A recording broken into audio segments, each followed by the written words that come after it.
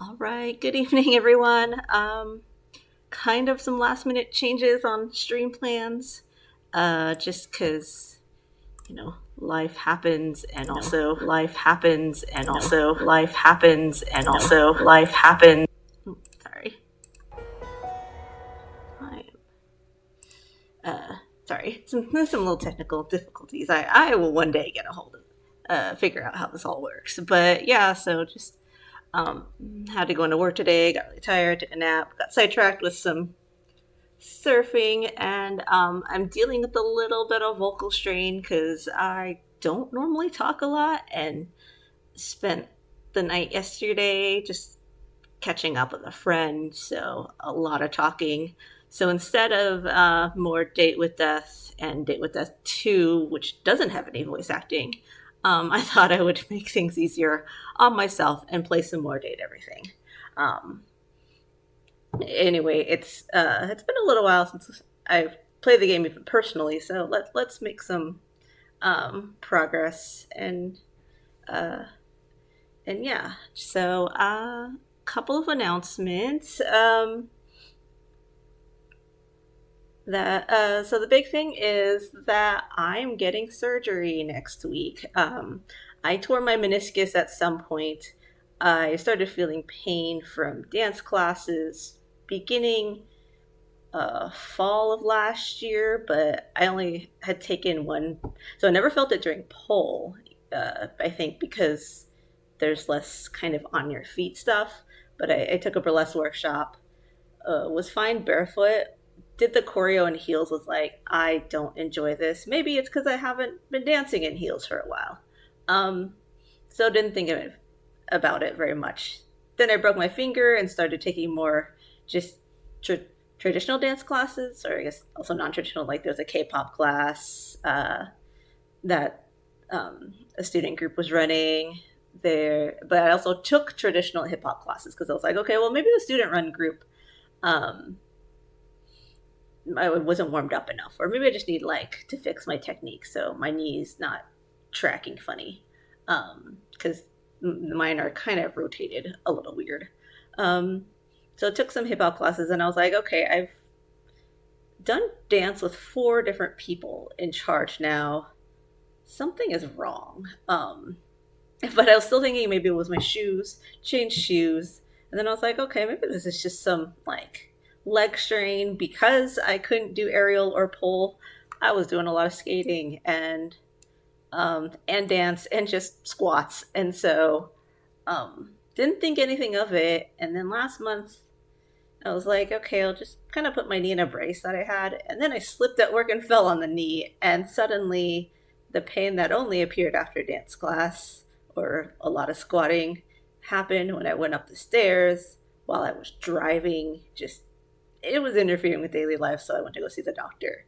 And I'm really glad I got to see my usual doctor because she was like, hey, I know that you're active and you do stuff. Maybe this is like some sort of stress thing. And so we're getting an MRI, and I was like, oh, okay, yeah, it's a lot of money, but since I have no idea what's going on and this pain is chronic, let's go take a look. Um, Especially since the big thing that I was kind of afraid of was I was like, well, I imagine like an ACL tear, I would definitely feel it, and I didn't. And then like we did the tests, and it was fine. So yeah, MRI showed a torn meniscus, also some torn cartilage, and I was like, oh, well, her suspicions were correct. This is bad. Um, she immediately refers me to an orthopedist.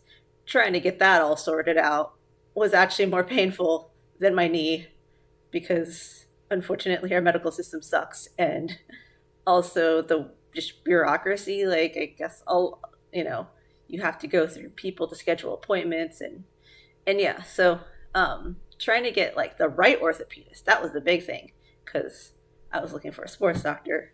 uh that was a big headache, and as I was like trying to get everything scheduled, I started trying to figure out, just because that's how my brain works, where this could have happened. Because my doctor was like, "Well, aside from the fall, did you feel anything else?" And I was like, "Nah, I I never felt any pain in those dance classes. It just like would I would feel it afterwards." So kind of tracked, and that was when I remembered that it wasn't just from the hip hop and K-pop classes. It was I felt it during the burlesque dance class. And then I was like, well, around that time that was when my pole performance was. And I had fallen in a skate lesson, but I fell on my hip, so I was like, chances are I don't think it was a knee thing because I was on the quarter pipe and just the way I slid, I was like, normally I would suspect skateboarding, but the way I fell, I was like, I don't feel like it. Whereas with my pole performance, there were a couple of times when I was like, I, I have this bad tendency because I'm actually a very sticky person, so I don't have trouble gripping, but as a result, I don't always slide down smoothly. And there were a couple of moments where I was like, oh, I let go a little too soon, so I kind of basically jumped off the pole without jumping off and landed kind of hard because I was expecting to like slide down and squat, and instead it was kind of a slide. Um, Maybe that's when it happened. And then I had more scheduling headaches, and then was like, I fell when I was first trying to learn how to skateboard 7 years ago and hurt my knee, same knee. I finally realized because I misremembered which knee, and then I had an intrusive thought one day that like kept me from going back to sleep. And then I was like, let me double check which knee it was. And yeah, it was my right knee. And then yeah, I fell learning how to skateboard, hit a crack, went smack on the pavement. My knee hurt a lot. I was limping at work.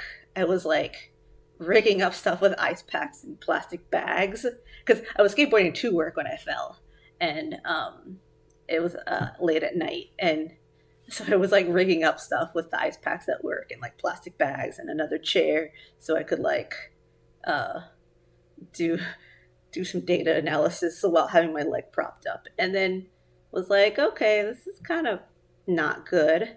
I'm going to go see the doctor. And this was when I didn't see my usual doctor. And so the one that I saw was like, okay, keep icing it, take some Advil, Tylenol, come back if it hurts, is still hurting after 2 weeks. I went back and looked at the report, and he didn't actually do all the range of motion tests because my knee was hurting so bad. And so may have missed a thing. And basically, in the report, it even says, like, cannot rule out meniscal tear. And so, but it got better after a week. So I was like, I don't want to pay for an MRI. I'm fine. I also, at that time, that fall caused my glasses to get wonky because I like smacked like knee, you know.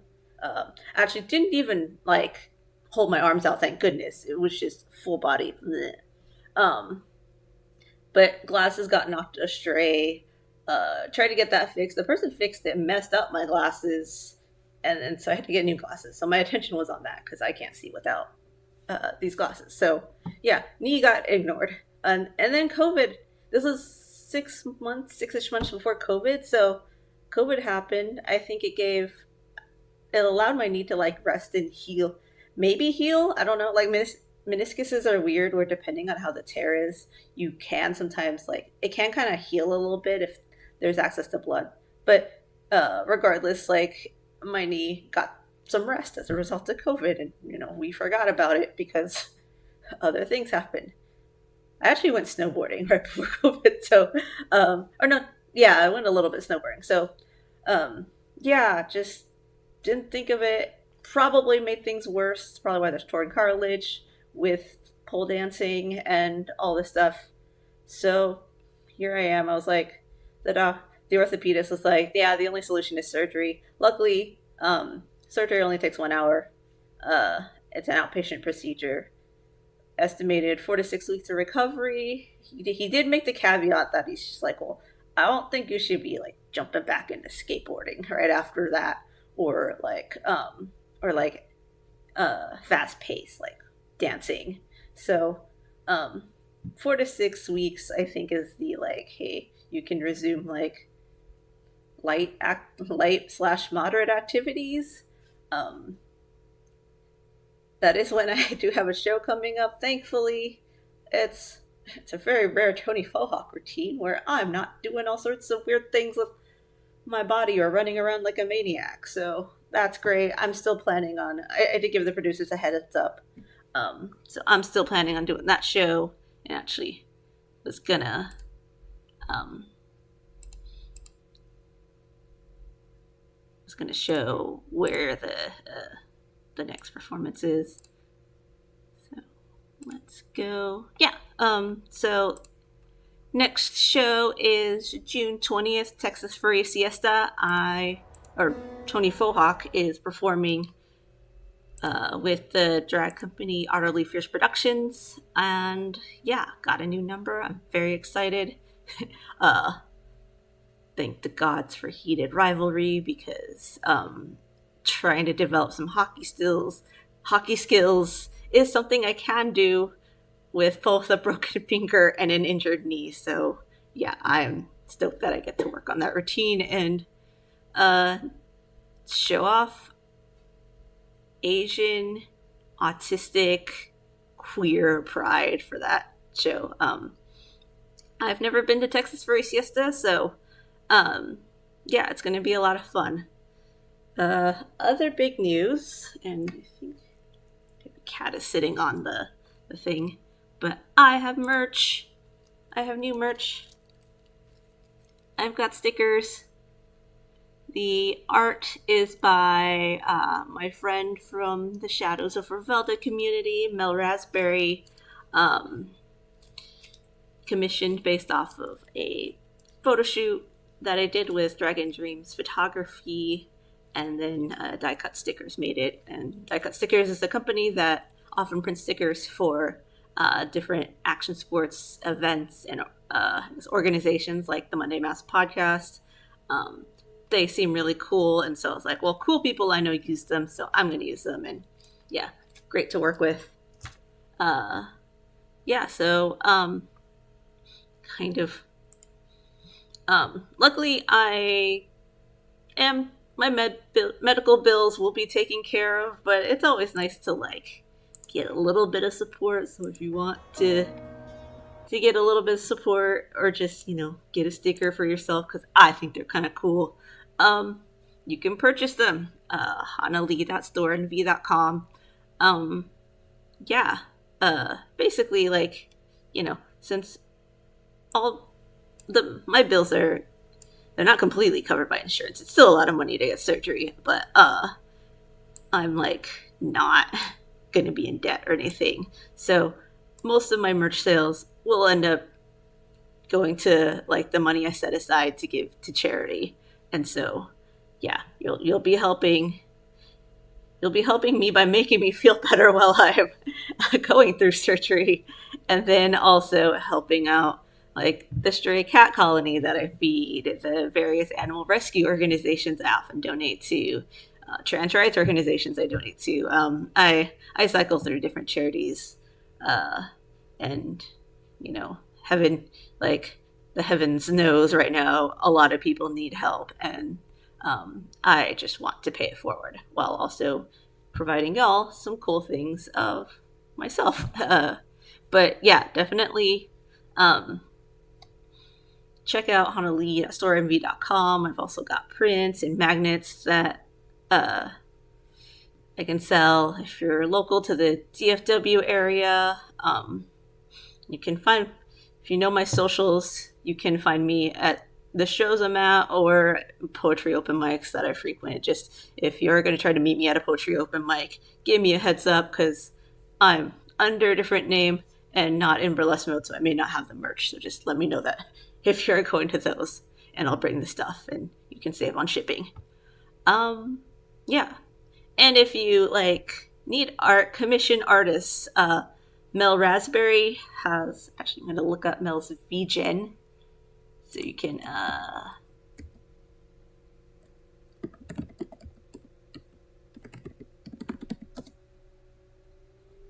oh no, they do not have a VGen. Okay. Or I do not have info on it. So but let me see if they do have a page, because maybe I did spell it wrong. Nope.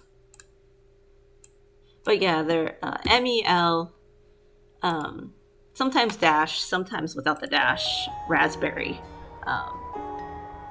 On socials, Blue Sky, Twitter, so Tumblr. So hit them up for your art needs and just hit up artists to make stuff. Like, fuck AI. I don't even like using it for science. And sometimes, like, people just to say that that's a good reason, I'm like, well, it's doing the stuff that, like, the stuff that I kind of enjoy in science a little bit. Like, I do enjoy some of the data analysis and manipulating them, like, or no, it's not manipulating, but like plugging numbers into spreadsheets and being like, I see a trend, because I'm a very weird numbers autistic. So, so yeah, hire real artists. They don't destroy the environment for the most part, unless they do really sketchy things, and that you'll have art that is truly original. So yeah, that's my little soapbox. And also, like in Date Everything, our jobs got taken away by AI and Date Everything. So, very valid. And so, unfortunately, life is mimicking art. So, yeah, let's get into gameplay. I just realized I did not post that I'm streaming in the Date Everything Discord, so I will post here.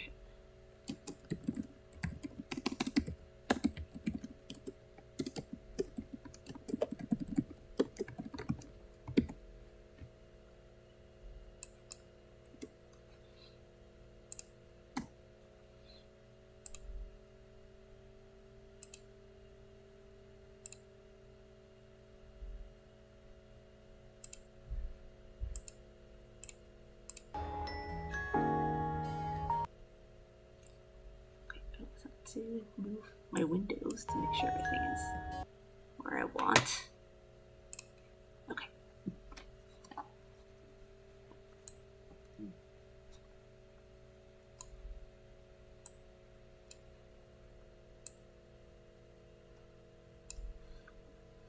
Okay, let's go. So for those of you who happened upon this video or the VOD for the first time, my name is Hana Lee. I am a burlesque and drag performer and mostly newbie gamer. I play dating sims from the point of view of my partner and prioritize pursuing the people who are like me, because in real life I'm grumpy, I'm ace, I'm apparently not very human-like because of autism, and just I'm kind of weird. So it ends up being really funny when my allosexual partner, pretending to be my allosexual partner, going after things. Date Everything is also just interesting because now we've kind of gone through the me-coded characters, and I'm kind of finding new ones and being like, how would the companion respond to this? I don't know. And I'm not going to go through everybody, or I guess I'll do a quick data scroll, but yeah. So we've got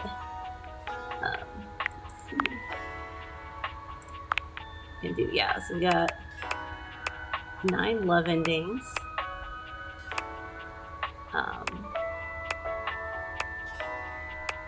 7 friend endings, which I actually wasn't expecting. There's somewhere else dang, I wish. And then 3 hate endings, because we had to draw the line with Harper. Washford was sad, but I used the line that was actually said to me in real life. And Henry Foob is the one that I'm like, oh, where did we go wrong? I still don't know. But yeah. Let's see. Last time I streamed this, we got to meet Amir. Yeah, we met Barry Styles. Yeah, talked a little bit Bathsheba a little bit more. Met Benoit. Made some progress with Betty and Beverly. Got the love ending with Chance. We did get friends with Clarence Daisuke. So right now in the Date Everything community, it's Daisuke week. We already did get a love ending with him. So there's not much dishy. There's strong feelings in our household about what Dishy wants, and they are not positive feelings. Dolly is one that actually kind of personality-wise, she and I are not alike, but kind of, I guess, career-wise, a little bit of parallels. I think Dolly is more high-achieving, but yeah, Drysdale's called us annoying, but still said we could be friends, which I thought was funny. I was a little worried because of the hate we got with Washford. We met Fantina. Because we are making some progress with Faria, and she needs us to memorize some medical details. And although I work in medical, I do not know the things she wants to know, because I do lab research on the cell and the genetic level.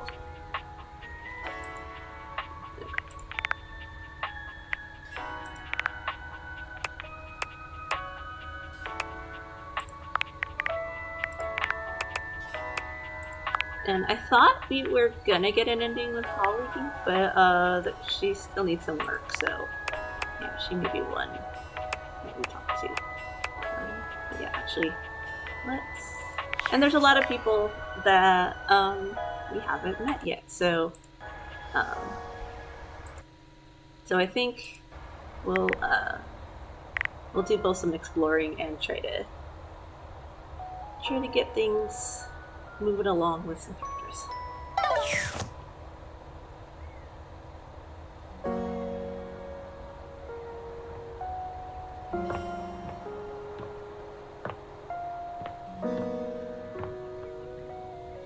Let's see where Holly is. Actually, I need to make sure because we might have to give Holly some space.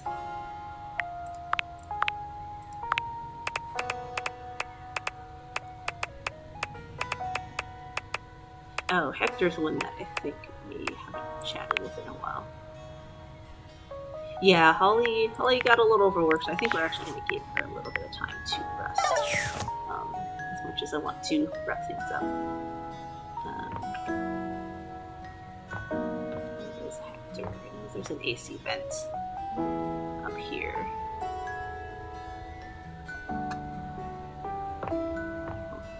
Too close.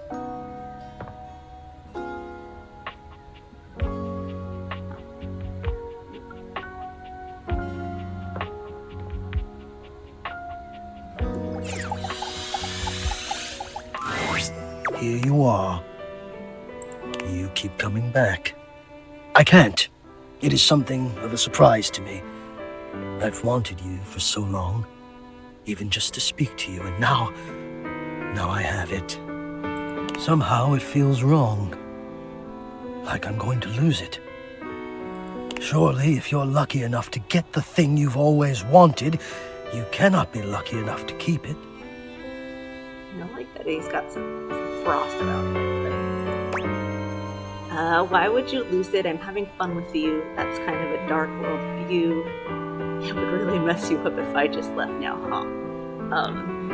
So, yeah, Hector is interesting, because, I don't think, I'm this intense, but sometimes I am with poetry, so I think that's kind of a dark world view, is what the companion would say. Does that not make sense for me? Grates and ductwork? Shadows. I can speak to you only from the darkness. I am always alone. Well, that's what I would definitely say. Can you not see that my worldview would consequently be somewhat limited? So let's meet somewhere else. If you know all that, you can just make a different choice. What would we say?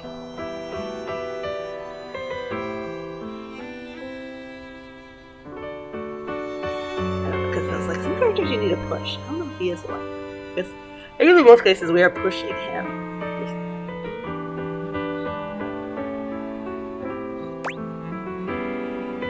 Let's do this one. Oh, can I? Oh no. You say it like it's so easy. A simple matter of changing a filter, is it? Shows what you know.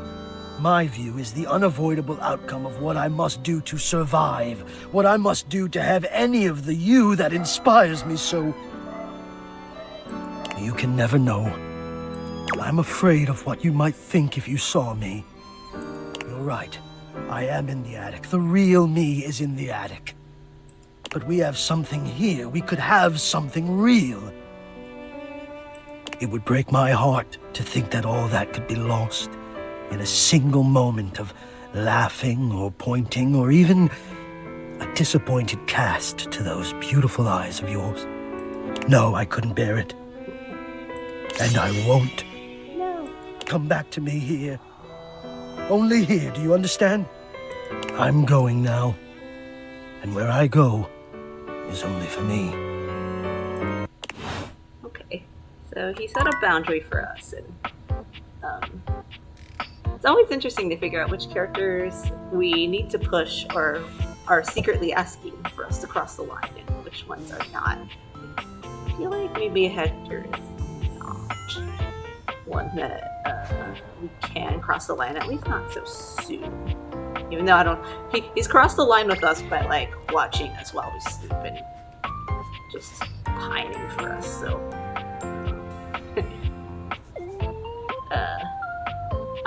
I'm both sympathetic and like, Hector, can you not watch us while we sleep? Yeah. Okay, since I did look up stuff from Barbie, let's talk to her. And for those of you who are a little squeamish or have some medical phobias, just know that Varia does have a needle with her character. Does talk about medical things, sometimes gross medical things. You're here! Oh, good! Well, after the fiasco I put us through last time, I have buckled down and I've been studying like a squirrel. And how do squirrels study? Don't explain that. How do squirrels? Diligently, of course. Ever seen a squirrel tucking away nuts for the winter? Imagine that level of industry applied to the medical school admissions test, and whammo! There's me. The long and short of it is that I simply don't have time to chat today. A bit more brushing up to do, and then I'll be ready for our Cracker Jack quiz night. Faria pulls out a small stack of textbook pages, waving them at you as she speaks. I know it's a lot, but here. And if you think these 3 pages are heavy, imagine how much all the knowledge I've crammed into my lid weighs. I'd bet I weigh as much as a tool chest right now with all this information. Faria hands you each page, one after the other, handling them as carefully as though they were ancient sacred texts. And this one. And last. I really appreciate your help with this. The next time I see you, I'll be ready to be grilled. Not literally grilled, of course. That would be very painful. Oh, and definitely not helpful either. I can't imagine grilling would help me to do better on the test. Or maybe it would? Oh, dearie me. Do you think it would? Should we try that? No, you had it right. A regular old quiz season will work best. Try to relax. Everybody be great.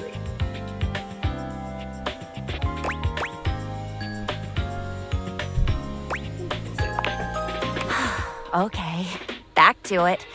Onwards and upwards. Okay.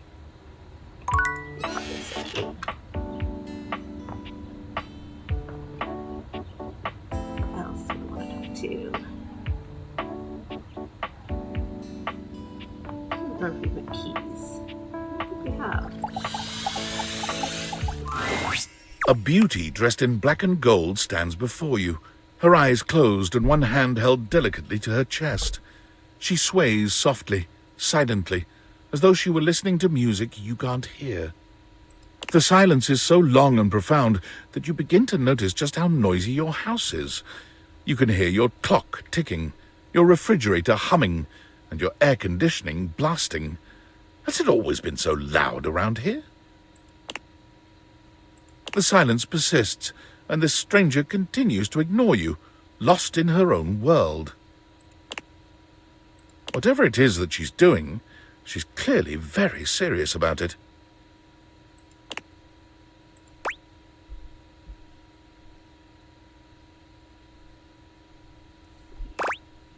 Introduce yourself. Discreetly clear your throat. We'll clear our throats. You introduce yourself, and yet still she does not open her eyes. Try again. Are you okay? Panic. We need a medic stat. Try again. Finally, she opens her eyes, heaving a polite but obviously impatient sigh. Maestro? You got me scared for a second. How's it going? The performance? It was coming along nicely. What performance? Oh, seemed like you were just standing there. That was door 33. Surely you recognized it. It's an avant-garde piano piece, 33 seconds long, by the composer John Gage. Honestly, the man was a genius. I mean, the idea that music can exist without the presence of a single note. Breathtaking. You know, the very first time I played it was when I was in residence with the Dulce Mio. You two have met, I'm assuming? Of course. No, what the hell are you talking about? Yeah, took me a second. Is that Dulcimer? No. Dulce Mio is completely different pronunciation, spelling, and comportment. Anyway, our audience that night was completely hopeless. They all kept waiting for the music to start, as if they couldn't already hear it. A rustling program, a muffled cough. It was all being performed in real time, but they kept staring at Dulce and I like we were the Philistines. Still, it was one of my finest performances to date. It also didn't hurt that Dulce had requested to work with me specifically. I can't tell you just how often that seems to happen. The talent always just seems to flock to me.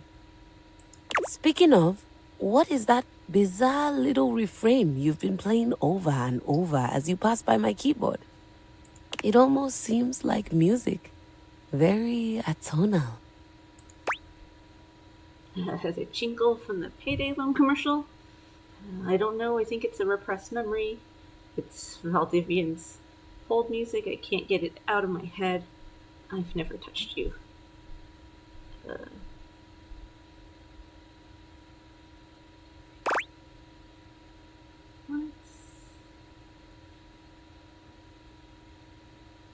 It's funny because, like, I play piano. The companion was played trumpet in band, so we both have musical backgrounds. It's like not after a while. So maybe I don't know. I think it's a repressed memory. How fascinating. Well, whatever you are playing, I look forward to its evolution.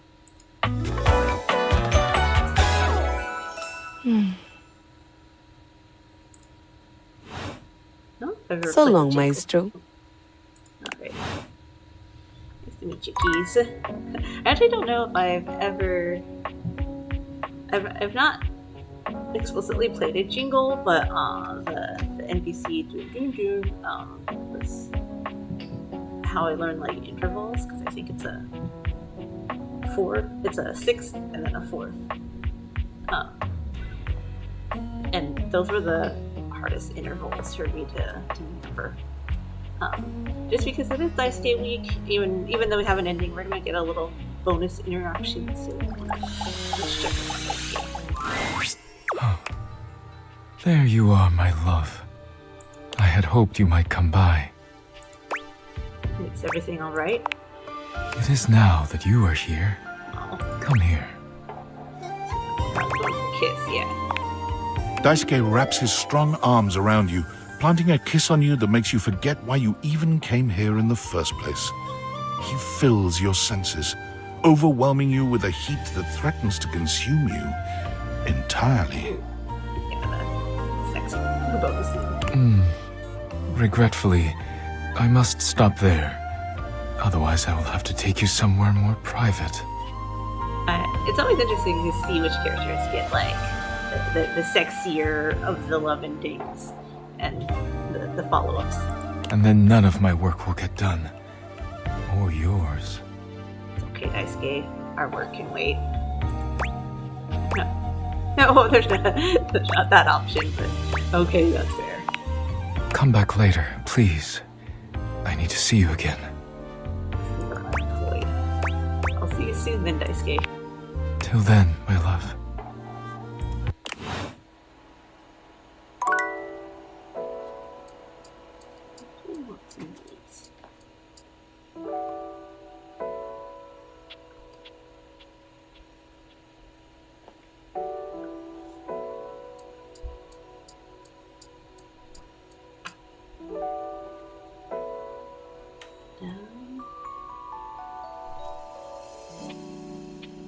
I know the spoiler for Timothy Timepiece, and I was like, do we want to meet him when he said, or for some other time? You know what?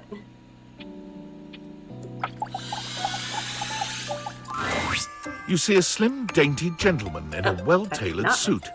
He's absorbed in the ticking of a fancy pocket watch, but it's the feline ears on his head that most catch your attention.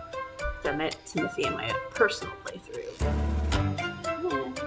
Have some mixed feelings about him, but then I learned the spoiler, and that delights me. A tail sprouts from just above his backside, moving back and forth in time with the watch. Tick, tick, tick.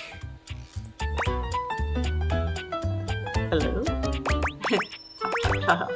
Lyme disease is no joke.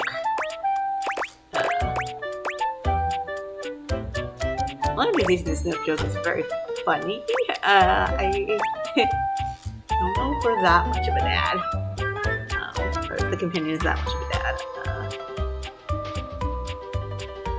Actually, you know what? Yeah, let's do that. What?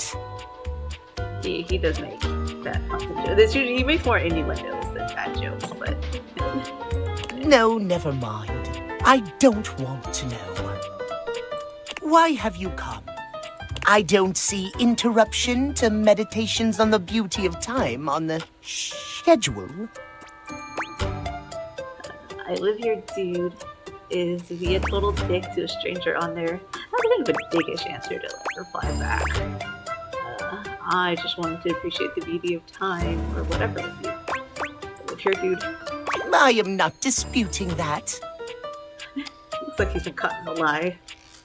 But you are not on the schedule. Do you understand? Perhaps you do not know this, as so few are as attuned to time as I am. But punctuality is of the utmost importance. So if you wish to speak to me, you must make an appointment. I'm kind of like this sometimes. I'm both simultaneously bad about punctuality and also like, hey, I need to make appointments with people because my life is busy. He's emphasizing every third or part of the routine too. Are you some kind of VIP or something? Yeah, I'm not doing that. That feels like we're dating. Like, appointments are based on dates. Since we're trying to date everything. Like, are you some kind of VIP or something? If VIP stands for very intelligent and punctual, then yes, I am. If you wish to make my acquaintance properly, you will return with an appointment. Are you gonna at least tell me your name before I do that? I don't even know who you are yet. And who am I getting in a fight with exactly? Tell me your name, please. Sweet heavenly hours, I was so busy reprimanding you, I forgot to introduce myself. I was gonna admit to like scoldings. Not that you didn't deserve it for breaking from the schedule, but it is no excuse. Timothy Timepiece, at your service. Timeliness.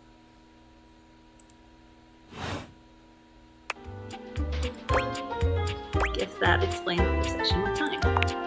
It most certainly does not. We should all be obsessed with the beauty and perfection of time. The safety of it, really. As long as one abides by the schedule, nothing can be out of place. You will abide by the schedule, won't you? Say schedule one more time. Of course, they'll respect your schedule. Say schedule one more time. You mock my speech. What if we think it's cute, huh? Desist at once. What's the big deal? What's the big deal? The big deal is that any deviations from the schedule will result in disaster. I shan't elaborate further. I will see you at noon sharp, and we can speak then. Do not be early, do not be late, and do not try to see me at another time. If you do, calamity, catastrophe, untimeliness. See you then, and not a moment before. Yeah, like I was saying, I don't know, like, I know that attitude is slightly insufferable, but at the same time, this is a little bit how, like, the routines for autistic folks work. Like, you know, if you're not gonna, like, if it isn't talking time and you talk to us, at least for me, I'm just like, I'm in a bad mood. I'm in the middle of something. Can you not talk to me right now? So I'm sympathetic towards Timothy Timepiece. He is a little snooty, but I get the schedule thing. People are busy. Sometimes you do need to plan things. But on the subject of like punctuality, I'm not so great because the ADHD goblin gives me time blindness.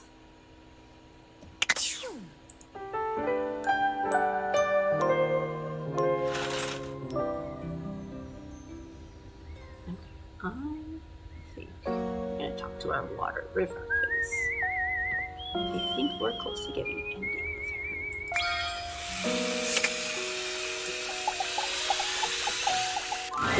her. The room feels oddly humid when you walk in, almost as if you just finished running the shower. The reason soon becomes clear, however. You see River speaking with someone on fire, or made of fire anyway. Steam rises from River's skin, filling the room with warm air. You really gotta learn to relax, homie. I can relax just fine. Just please tell me how to be more likable. Well, I don't know if I can do that. I heard you telling Scandelabra how to up his game yesterday. Yeah, and dude did not like that one bit. I've never seen him so huffy. He was all like, "Man, you impugned my skills at La Sex." Okay, that's very funny. I was like, "No, bro, I'm just trying to tell you there's a better way." He didn't even let me get into my theory or anything. But yeah, like, I can tell you how to talk to others more effectively. But I don't think I can give you some magic key to being likable. River seems deeply disappointed by this response. Can you tell me one thing then? Which version of me do you think is the best? Well, not the best. All of you is great. But if I had to choose, I mean, who doesn't like a little steam? It's steamy, you know? Totally sexy. If you lead with steam, you really can't go wrong romantically. I see. Dante gives you a friendly wave as he leaves. When he's gone, the room feels colder. Hey, you weren't listening to that, were you? I might have been. It's none of my business. Why would I care about your conversation? Um,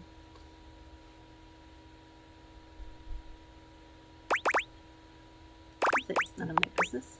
Oh, well, thanks for saying so. But really, please don't worry about it, okay? River runs a hand through her flowing hair as if it might restore her dignity. Her expression changes to something a bit cheerier and hollower.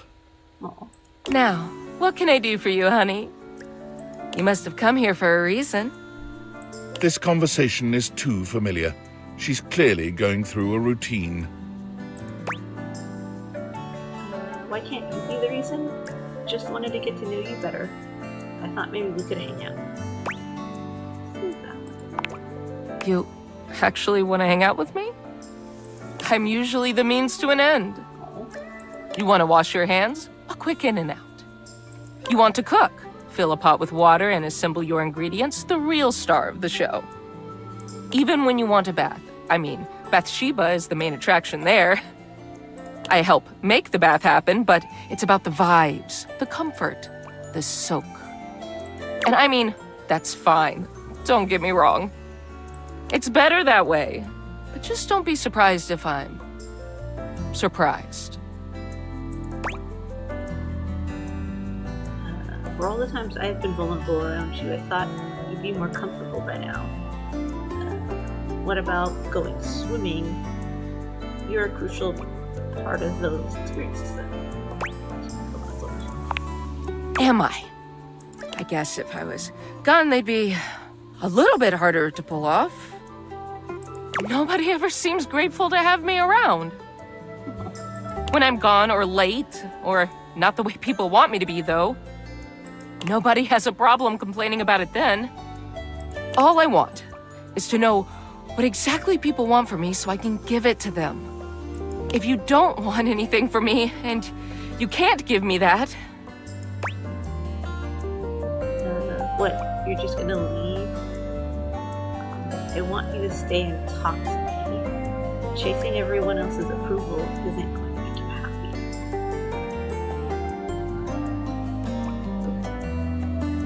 This is the struggle. Do we push her? Or do we let her kind of figure it out?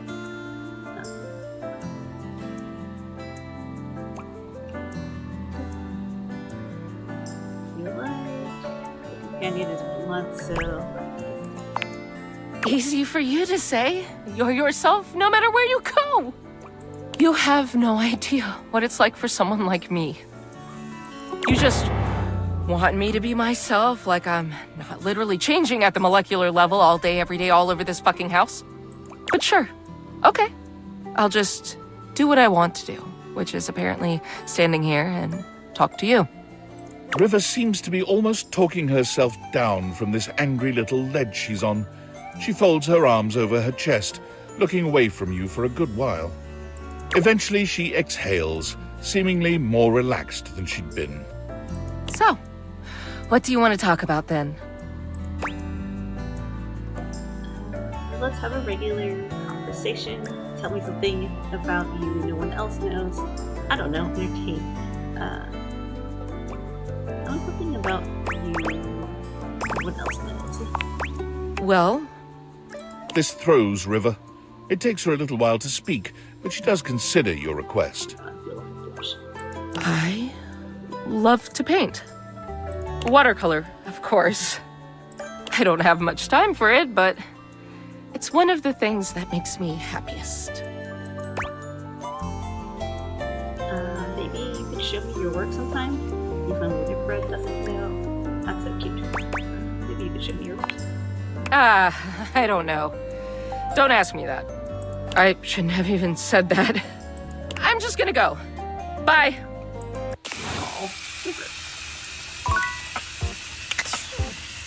You should really turn the tap off, even though there are no consequences for that in the game.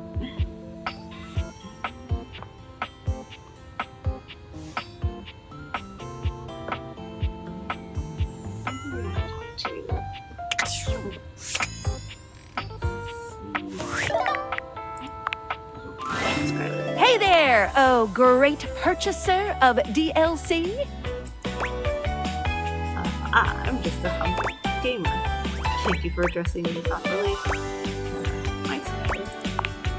If you're wondering where those extra Dateables are that you purchased, fear not, for I can guide you.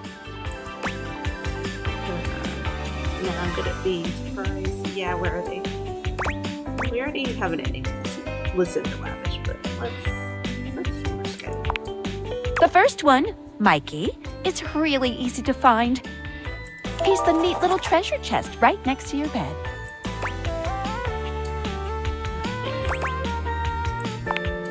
As for the second one, Lucinda Lavish, Oh, I got her. well then, let's get to the menus because I can't help you anymore.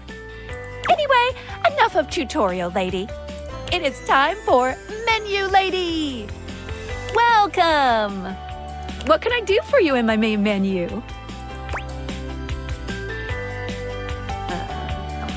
About features and utilities. Let's chat about you. Realize you, Skylar. Come on. Let's chat about you. Oh, let's. There's lots I can chat about. Me? I want to talk about some features. We'll talk about how all this dating objects thing works. Let's talk about our relationship. I don't want to be in this menu. Let's talk about I really want to talk about some features. Oh, definitely. What's on your mind? How specs work, how collectibles work. What should I be doing? I think actually I'm good. What should I be doing? Good question. It's very existential. A very important question. The easy answer is whatever you like. As long as you are continuing to awaken objects, things will continue to move along in a positive direction. If you have other questions, I'm all ears. Can a bad ending? Someone locked me out of finding another? When should I leave the house? Is there anything wrong with getting happy endings? I'm good on strategy.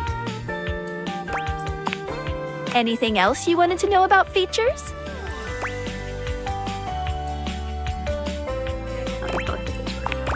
Collectibles are delectable. Collectibles are the funny little images that appear as Dateables talk to you. What are you curious about? What do they do? How many are there? Do I get anything for collecting all of them? They help illustrate what's going on around you, sometimes for fun, sometimes because the Dateable gave you an item, or sometimes just for dramatic effect. Think of them as little progress trinkets. You can take a closer look at them in the data deck sorted by character. Any other collectibles questions? Anything else you wanted to know about features? I think you're actually good. Cool. What can I do for you in my main menu?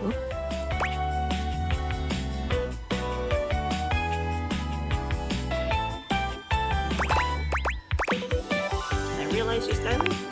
Oh! No. No. Man. Well, just not yet. What do you mean? Is this some quest I have to do? When Franklin least made me, it was in a sort of a mad, passionate rush of scientific fervor. There were unintended consequences, like realization, which is a good thing. Is it though? Definitely a good thing, pretty much. Oh, we really want to unleash Jishy upon the world? But one of the issues with realizing an object is that each of us can only leave once our own little purposes are complete. Some of us here still have things to do before we go. I call it unfurnished business. Clever. That's what you think, Skylar. Looks out. So clever. Thank you very much. It's trademarked. Each of us can't become a human if we have unfurnished business. reasons we need to appear in this house. None of the others know why exactly this is, or what it might be that we need to do. Oh, but I'll always tell you when I see it and forbid you from realizing that individual.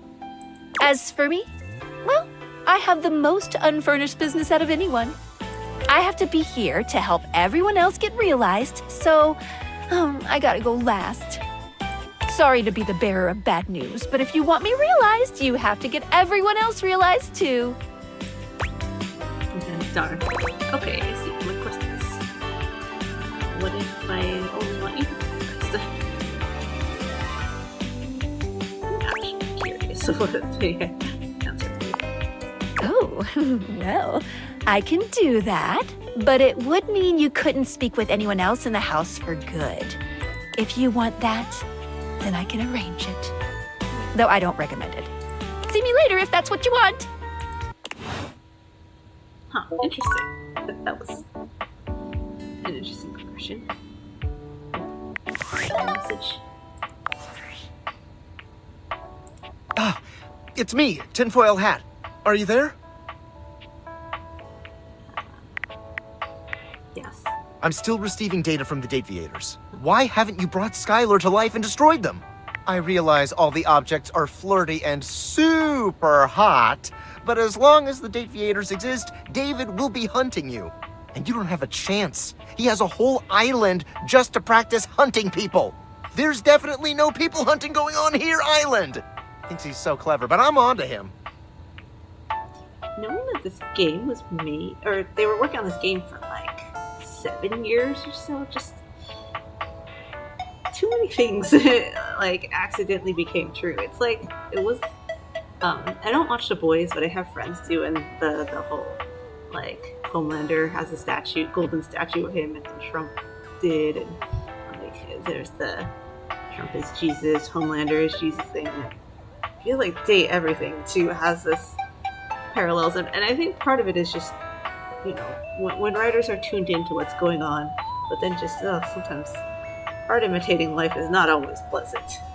Like, this was before AI really became a big thing, and then they were working on this before work from home became big, because it was pre-COVID era, and we do get reminded here that we are actually a shut-in and not just like we work from home, or that it's convenient to get stuff delivered. And then the island where there's definitely no people hunting and other bad things happening.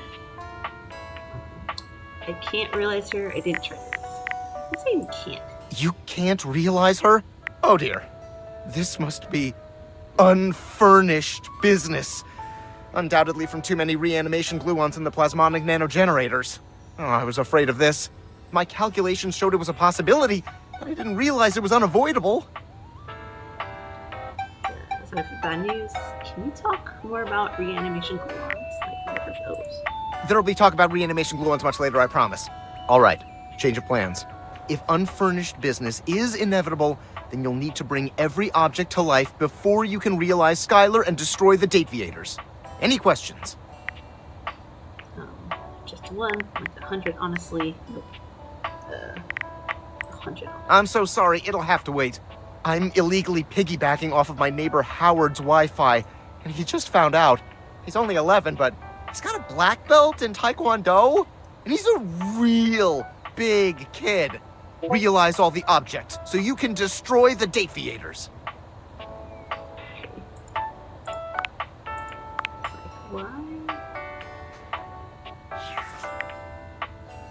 Why does an 11-year-old have his own Wi-Fi connection? But maybe we should ask. So actually, we're going to talk to another character that, in my opinion, is very autistic coded.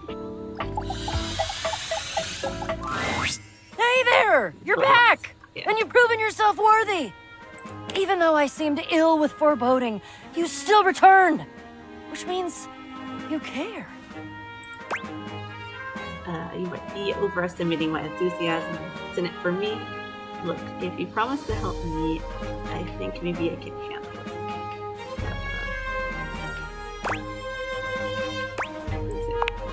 it. If I promise to? Oh, Is that all that was holding you back? My fellow adventurer, I promise you, if I had a sword, I would swear on it. But I'm gonna have one soon, so I'll swear on the sword I almost have. I will never leave you behind. I will be there with you every step of the way. If you're really in, I have some more things that you need to know. Are you ready? okay, teammate. Damn, you're really motivating. Let's do this. Yeah, so Bo is very obsessed with adventure. Really motivating. We've got a lot to go over. This is a 2-part quest. Most good quests have multiple parts, and this is the best quest, so obviously it has multiple parts. I'm officially inviting you to go with me on the first part, the quest of the secret sword. It will be incredibly dangerous. We will face almost certain death, and worst of all, we'll most likely be unable to avoid a certain very nasty pirate. Wait, certain? We could die on this thing?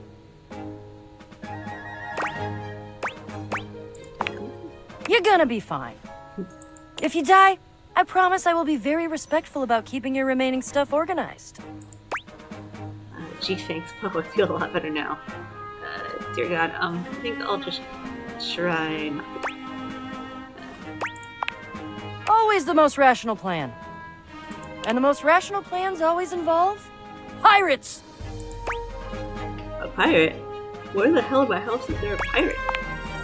Haha, my dear friend. There are mysteries and wonders untold, and unnumbered fluttering around the edges of your potential this very moment. But the pirate lives in the ship in the bottle on the mantelpiece in your living room. I'm surprised you've never met him. He makes an impression, to say the least. I can tell you a bit about him, and more importantly, how he fits into the quest that we're about to embark on, if you want. Yeah, I think you'd better. Okay then. What you really need to know about Jacques is that he's a pirate. He's tiny. He's very unpleasant, warlike, highly aggressive, touchy, melodramatic, demonstrative. Everything has to have a flourish or a feather or some kind of blood feud drama. He's tried to kill me a couple times. Unsuccessfully, because again, he weighs less than a good solid bout of flatulence. And you the description. They can make a reality show about him, and he'd be the only one in it because he lives in a freaking bottle. It would still be a good show, actually. Oh, and also, the secret sword that we're about to get is in the hold of his ship. Ooh, so that kind of something. Wait, so couldn't we just ask him for it? Yeah, we could, except he's pissed at me now, and I don't think the route of using our words is gonna work. You're gonna ask why he's pissed at me. Well, because the few times he's tried to kill me were when I tried to steal the sword from his ship all by myself. And now he thinks I'm a thief. Though I did just describe it as stealing, didn't I? So, yeah, okay. I'm a thief. A thief for a righteous cause, though. Which means it's okay. I don't know, Bo. According to who? According to who? Me. But Jacques is still a butt. And we do still need the sword, and I can't tell you exactly why right now, but please trust me. Yes, I guess stealing from pirates is a little bit better than, stealing from tribes and other things that people did to put stuff in museums. I think if it's the two of us, together, we're gonna have much more luck. He doesn't know you. Maybe you'll make a better first impression than I did. Would be hard not to make a better first impression than I did. Are you still in? Yeah, I'm in. Only if you're there. Phew. Wonderful. Trust me, this is going to be the adventure of all of our lives. Guess we can go talk to Jacques.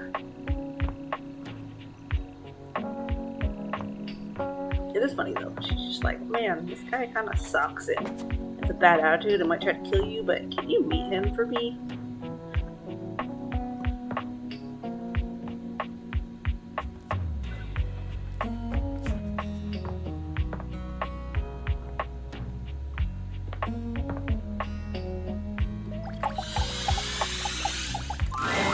A petite pirate glares at you. There's so much to take in here. But you don't dare to get a good look in when he looks like he's contemplating running you through.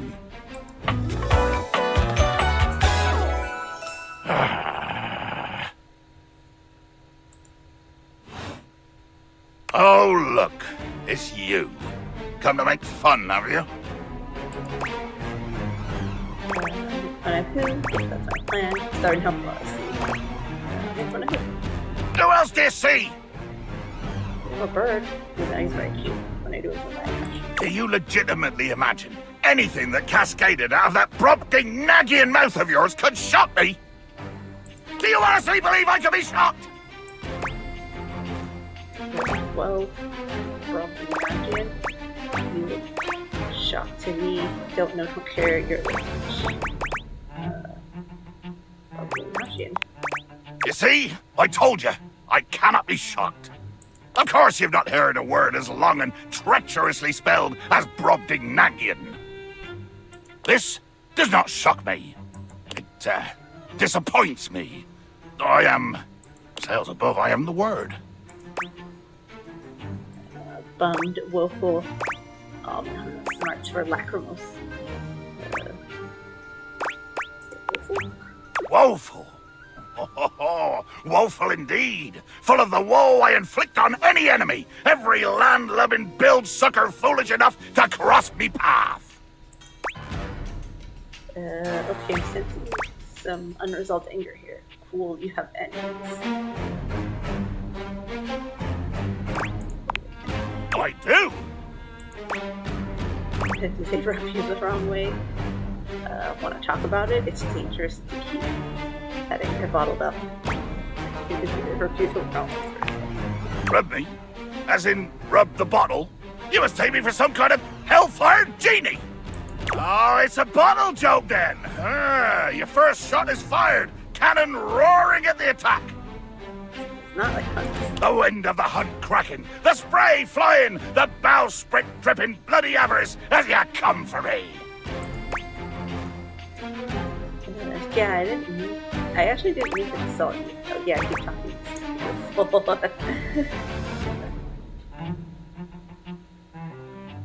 Funny, because I think, like, entertainment-wise, the companion would love this. If this happened in real life, you'd be like, what the fuck? And I think most of us would be, but since this is a game, we're like, yeah, go on with your bombastic speeches.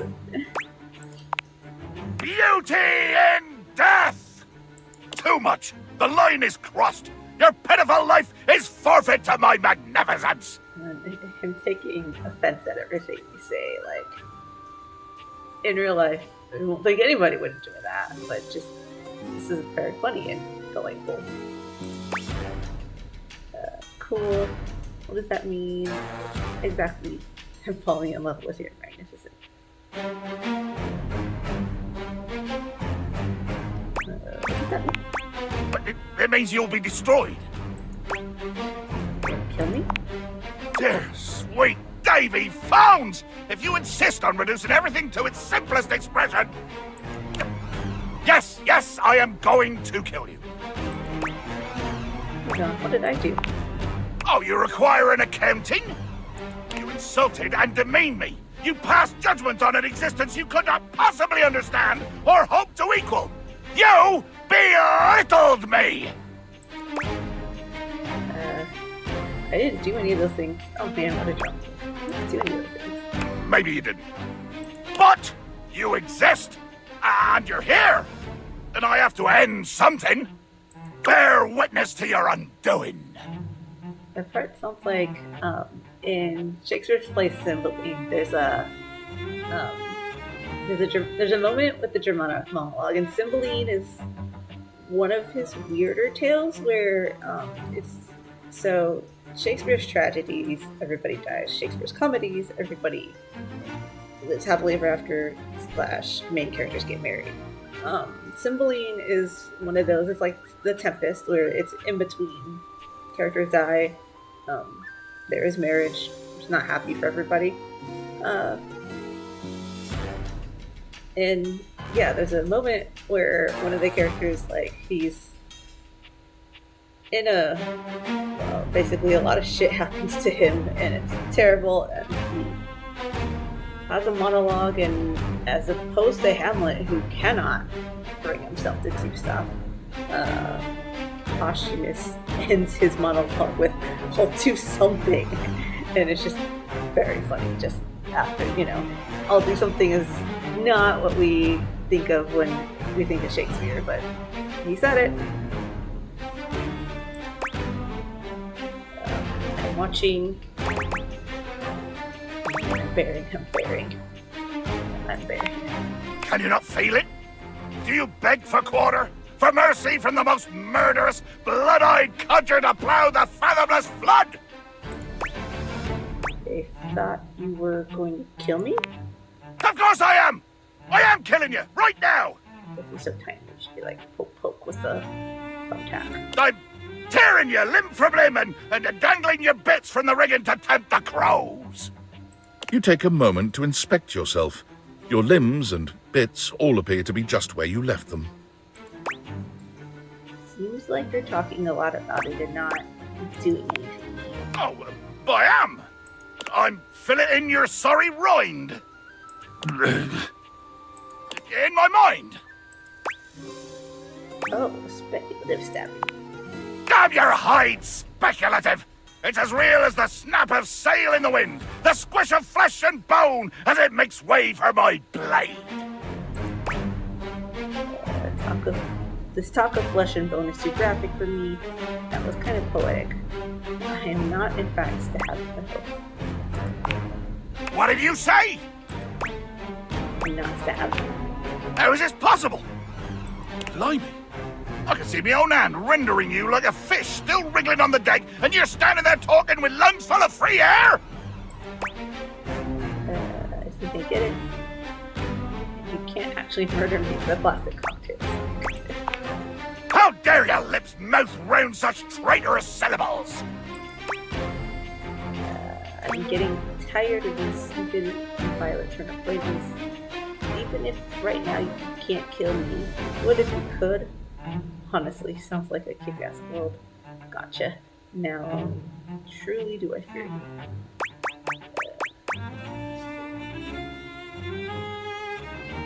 Even if right now, I guess we can encourage him.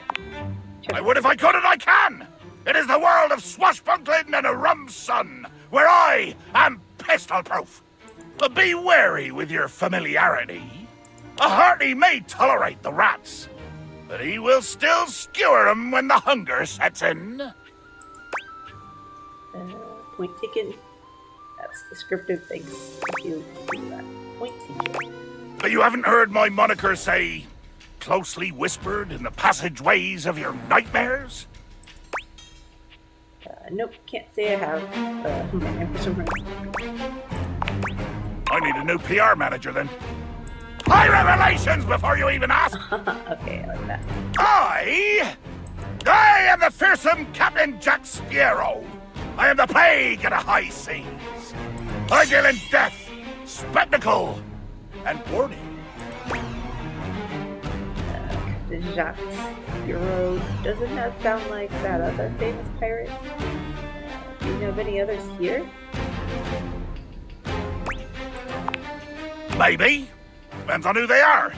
Most I've encountered from this godforsaken flagon have been repulsively skittish. You tried to kill them? Aye, indeed. The craving for mayhem is unrelenting. That might help explain your lack of a social life. I bet I can find some brave ones. I will try to kill anyone you bring onto my ocean. If they don't die, we'll see. Oh, he's got some friends.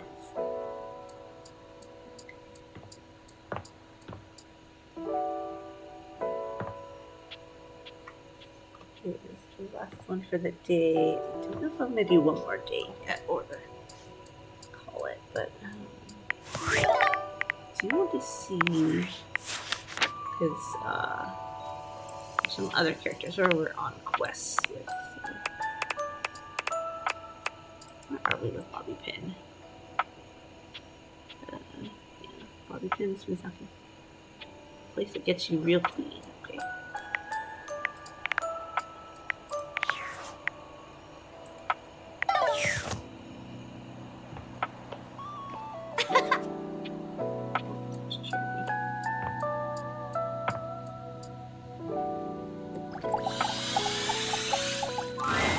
Boo! No, don't even flinch. Scream loudly. Oh, you startled me. Did I? Damn, couldn't you have maybe screamed a little or something? That's like saying, oh, that's hilarious, when someone tells a joke. Like, bitch, if it was hilarious, then laugh. A little hee-hee-ho-ho won't kill you. But look at me going on when we've got business to discuss.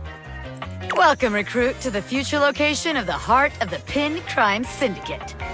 Bobby gestures expansively to the laundry room. Just look at all the opportunities here. I just need detergent and dirty clothes. What opportunities? Okay, tell me more, boss. Opportunities, exactly. There's opportunities all over this place. But I'm glad you're asking questions. So check it out. I call this one Sud Scam. You go out around the house, spilling stuff all over the place. You know, by accident. Wink, wink, wonk.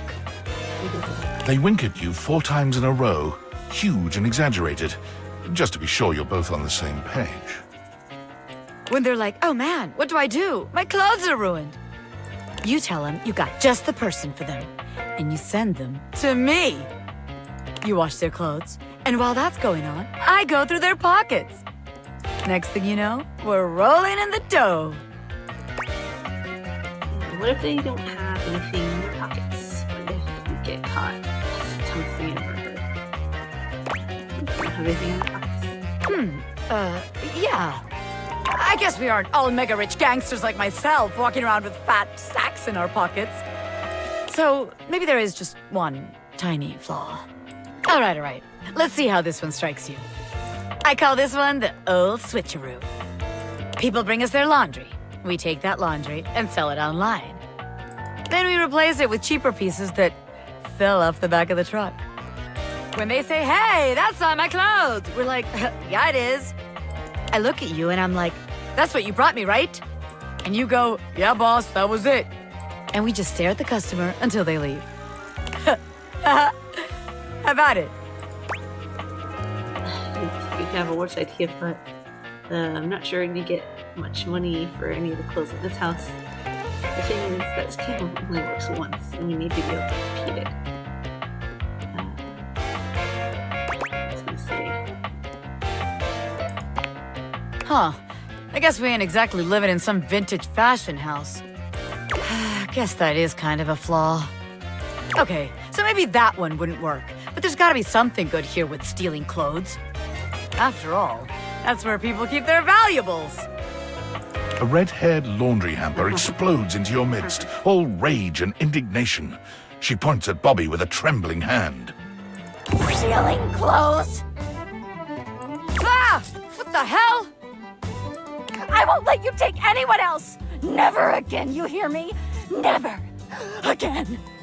Calm down, you harebrained harpy. I'm just spitballing ideas here. She points at you now.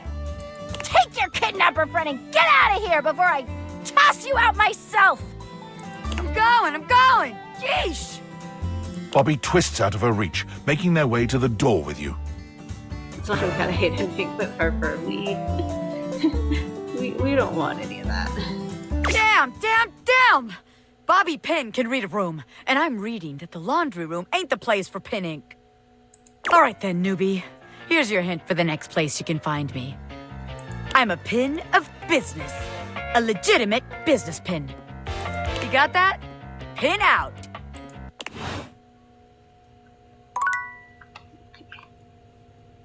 Time to go to bed.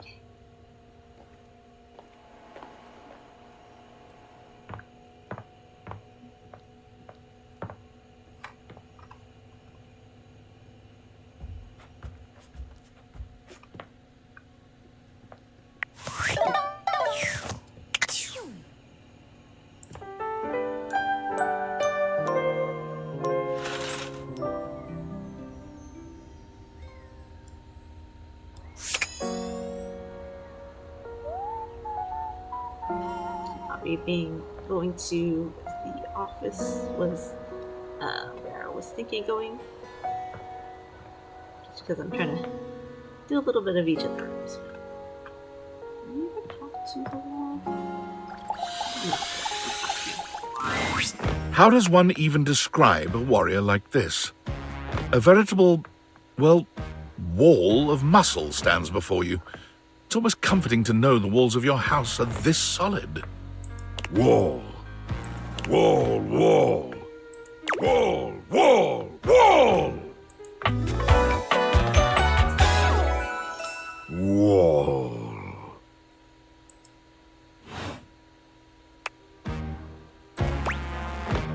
Hello? What? Paul. The warrior's eyes widen. He leans in closer, towering over you. Wall? Whoa. Whoa. Whatever you're saying here is clearly pleasing to him. He nods, beginning to smile. Wall. Wall! He beams at you, a flush spreading across his cheeks. I love you! Wall!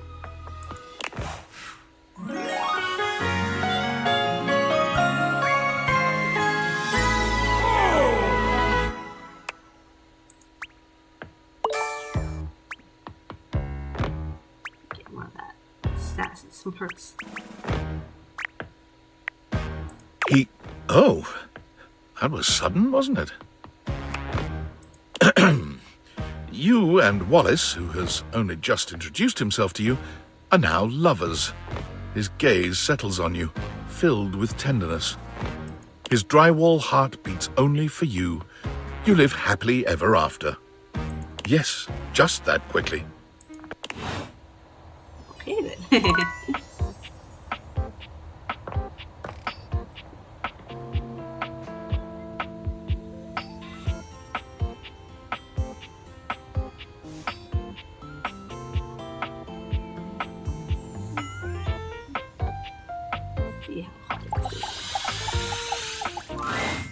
Florence is still here in Holly's place.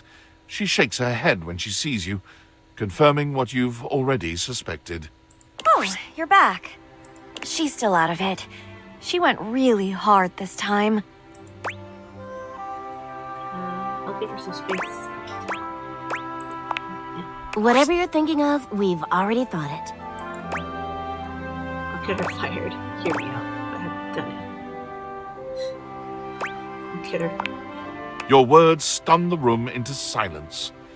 It takes a few moments before anyone manages to actually say anything of substance.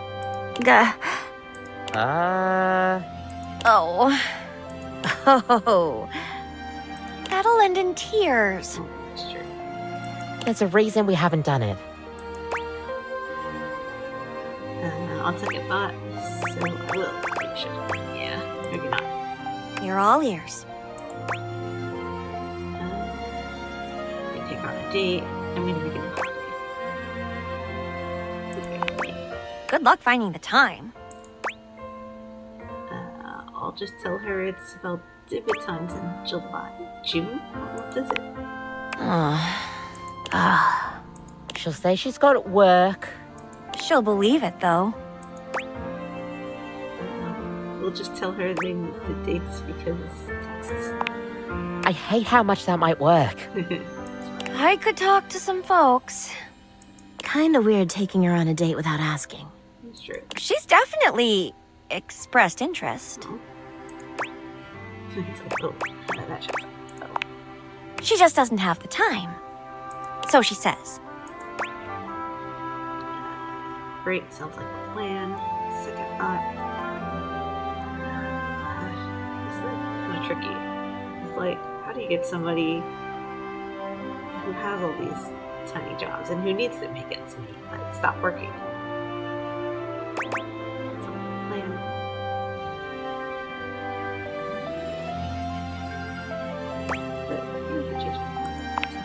We'll let folks know to give you some space. Give you the house to yourselves as much as possible. But give her a night at least. Poor thing's still off with the fairies. Okay, so we'll give her more time to rest. Still plan.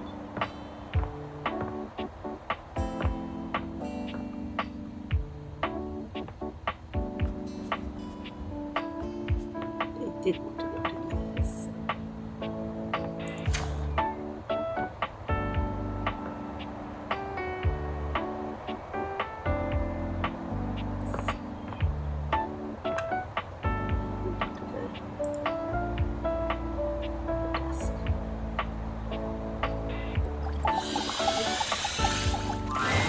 Upon reflection, it makes sense that your desk is as muscled and sturdy as she appears to you here now, but you still can't say you were expecting all this.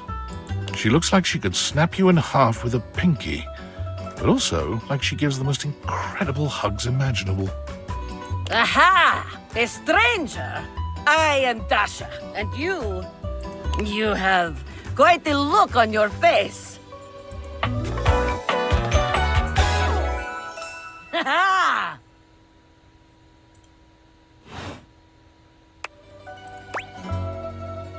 I think my desk would be, you have a lot of muscles. Can you pick me up?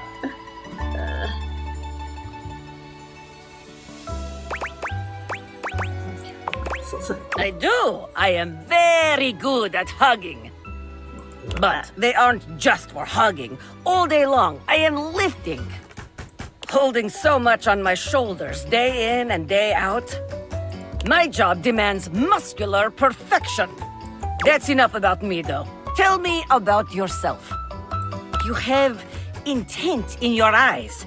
Have you come to ask me questions? Wow, you're really perceptive. I want to learn how to better converse with people. I was just clicking around and saw the desk. Technically, character, but you're really perceptive. I see much here through the day. I have become very good at reading people. Your eyes might as well be question marks. But listen to me go on. Speak, friend. Well, I was hoping to revive my love life. And you have come to Dasha to help you do this, yes? You have come to the right place. Tell me more. I get nervous sometimes. I'm a bit inexperienced, so what makes you such an expert?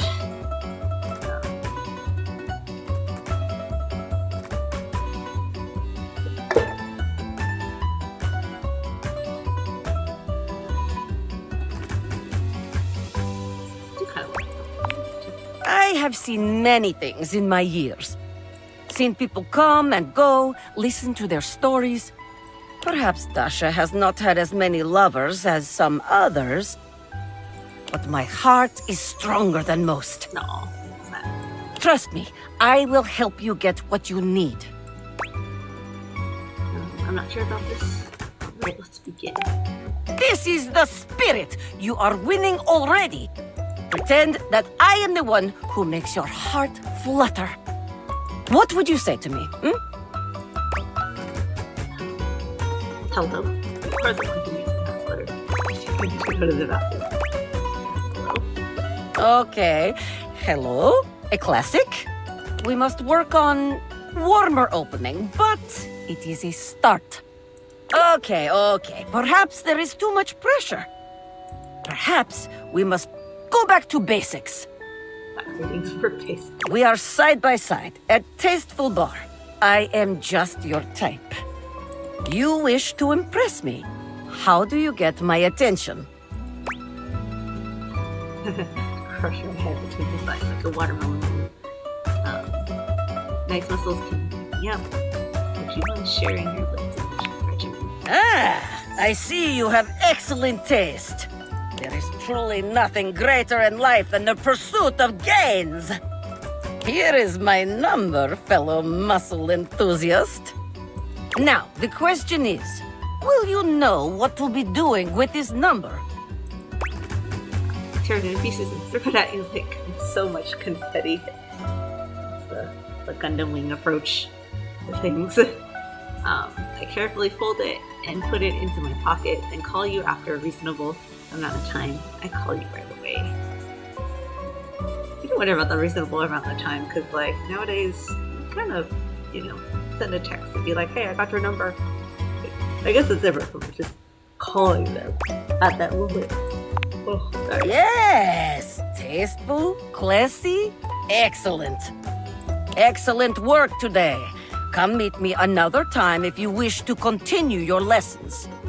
I have much work to do, but I have enjoyed our time together here. See you. See you next time.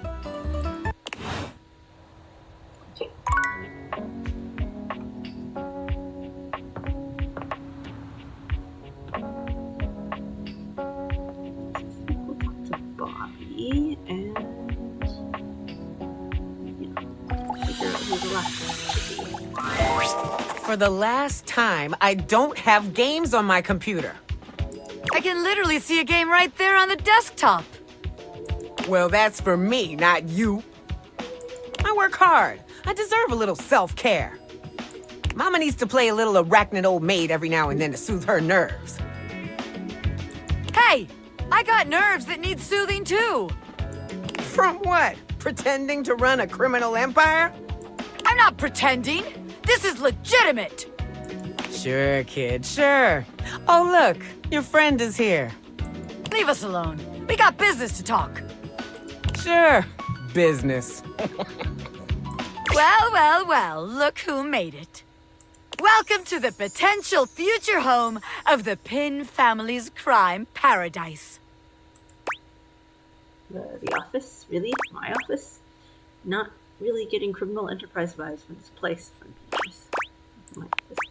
Open your mind, baby. Criminal enterprises are way more than a guy in a trench coat selling you stuff in an alley. Any real mafioso's got an accountant and an office and a whatnot. Can't you see it now? Right there, on the desk, on a big shiny plate. Robert Bobby Pin. Legitimate business pin. I feel like the legitimate part is going to have to ask questions. Robert is too stuffy. We're not too cheap on the desk. I feel like the legitimate part is going to have to ask questions. What? But the point of that is so they don't have to ask questions. Am I a business pin? Yes. Is that business legitimate? Also yes. It's real simple, baby. But all right, if the nameplate ain't selling you on the vision, check this out. I call it funny money, honey. So we tell people I'm a finance pin. My scam HQ, the office, really sells people on the whole thing. I make a bunch of fake degrees and licenses and all that. They bring me the money. I take it. Then we tell them that I invested it, and it's totally making a bunch of money, and they just gotta be patient.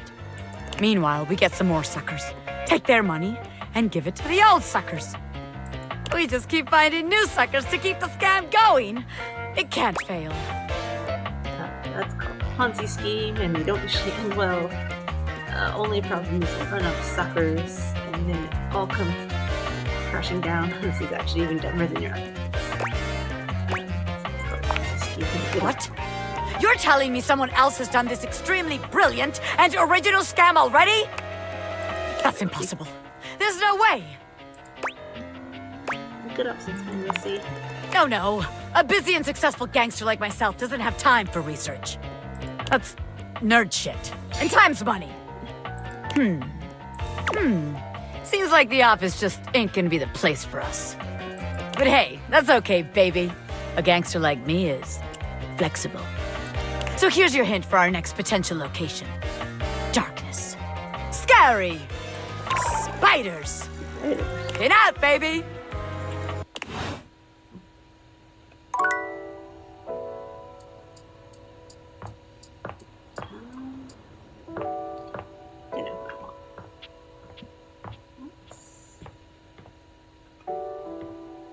And on the couch. It was Koa's week.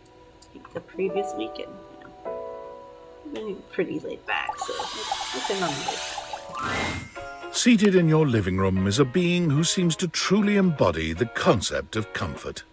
His arms are draped over the back of the couch, his head tilted back, and his eyes beginning to flutter shut. necklaces or the couch springs with like stuff that was lost in the couch. He looks just as though he's about to fall asleep, but when he sees you approaching, he shakes it off, looking up at you with a sweet smile. Hello. I hope I didn't wake you. You look so cozy. Mind if I join? Didn't wake you. Don't worry. I hadn't fallen asleep yet. You ought to come get in on this too. He pats the seat next to him. Come on and take a load off. I'm Koa, by the way. Here, oi.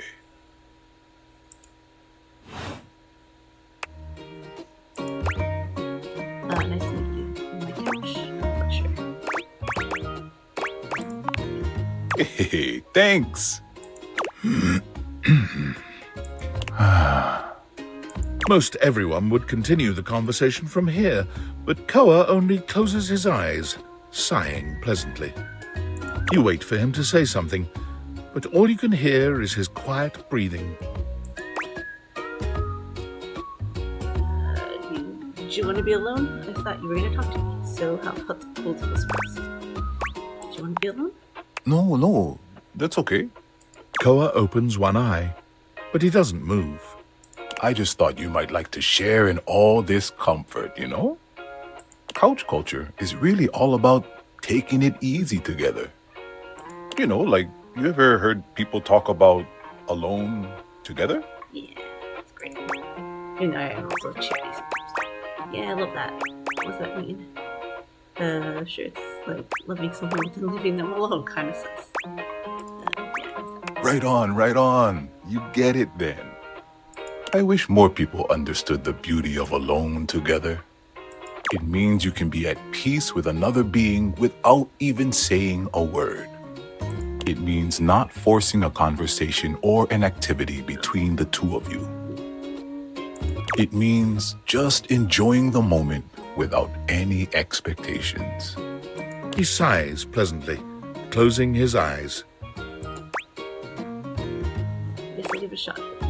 Sounds boring. Can't you just tell me something about yourself? Guess I'll give it a shot then. Beautiful. You'll see. Koa breathes in deep, sighing pleasantly. When he relaxes, the entire room seems to relax with him. You find yourself growing sleepier alongside him. You're not sure how much time passes as the two of you sit side by side in companionable silence, but it's certainly a good while. Thanks for keeping it chill, buddy. This was real nice. Got something I want to give you. No. Hey, is this my pocket change? Well, for me, did you steal this from me? Is my pocket change? You know it. You know, in couch culture, we're not big on expressing ourselves verbally.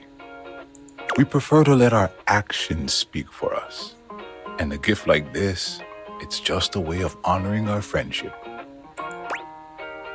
In human culture, giving someone stuff you found is deeply rude touched you to share your culture with me. Interesting. I'm just glad you appreciate it. Koa yawns. I'm gonna take a nap. Feel free to stick around as long as you want, alright? I'm just so comfy.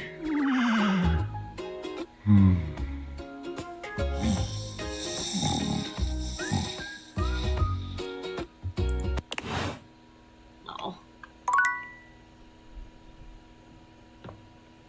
Okay, so I'm gonna call it stream right there. And go and save. Keep always getting the theaters and the phone.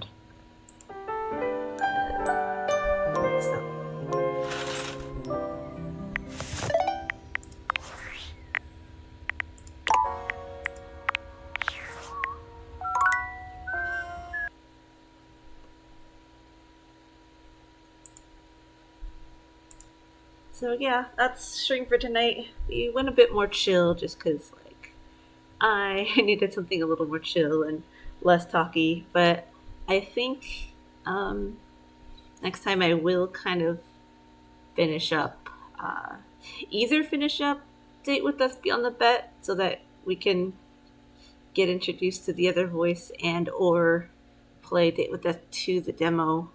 Um,